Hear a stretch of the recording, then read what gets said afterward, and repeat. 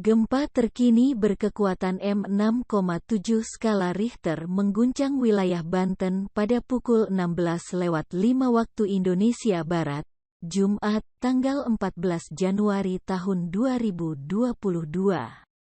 Sejak tahun 2018, ahli sudah ingatkan terkait mitigasi gempa Jakarta. Berdasarkan informasi Badan Meteorologi, Klimatologi dan Geofisika, BMKG, pusat gempa Banten tersebut berada di 52 km barat daya Sumur, Banten, tepatnya di koordinat 7,01 ls dan 105,26 bt. Dengan kedalaman 10 km.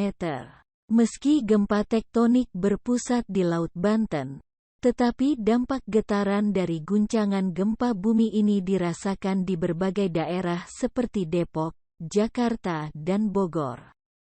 Ternyata, persoalan gempa hari ini yang mengguncang atau terasa di Jakarta ini pernah dibahas sejak 2018 lalu. Pada pertengahan tahun 2018 lalu, sempat beredar isu akan terjadinya gempa bermagnitudo 8,7 di Jakarta di media sosial. Banyak pihak dan ahli pun turut memberikan analisis berdasarkan data yang ada mengenai hal ini, termasuk mitigasi gempa. Jika terjadi gempa yang guncangannya terasa di Jakarta seperti yang terjadi hari ini, potensi gempa Jakarta. Gempa Banten sudah cukup sering terjadi, dan guncangan gempa pun terasa hingga wilayah Jakarta. Pada tahun 2018 lalu, BMKG juga pernah menyatakan bahwa Jakarta berpotensi terus-menerus terdampak gempa bumi dari patahan di sekitarnya.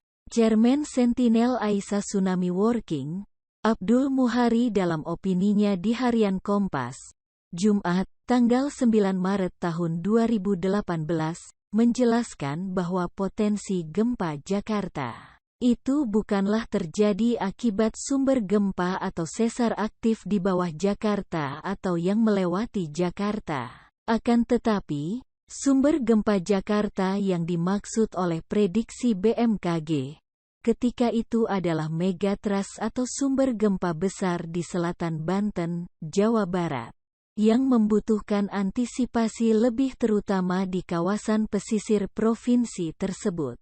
Saran mitigasi gempa sejak 2018.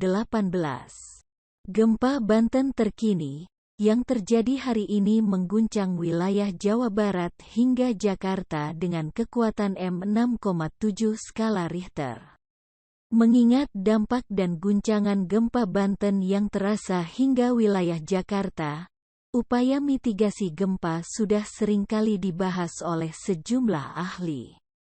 Menurut Abdul, untuk melakukan langkah-langkah antisipasi gempa, melihat karakteristik gempa menjadi penting. Hal ini perlu diketahui, karena belajar dari persiapan kota Tokyo di Jepang dalam menghadapi gempa, ancaman gempa yang diantisipasi sangat jelas, yakni perulangan dari gempa Great Kanto earthquake yang sudah sangat well studied dengan estimasi kekuatan M7,9 sampai 8,2. Dengan demikian, upaya mitigasi yang dilakukan pun sangat jelas, mulai dari penguatan standar bangunan, jalur evakuasi, jalur air untuk antisipasi kebakaran pasca gempa, hingga waktu pemulihan infrastruktur dasar dihitung dengan pasti, imbuhnya. Tanpa mengetahui karakteristik gempa yang akan terjadi, menurut Abdul, mustahil rencana mitigasi bisa disusun dengan baik.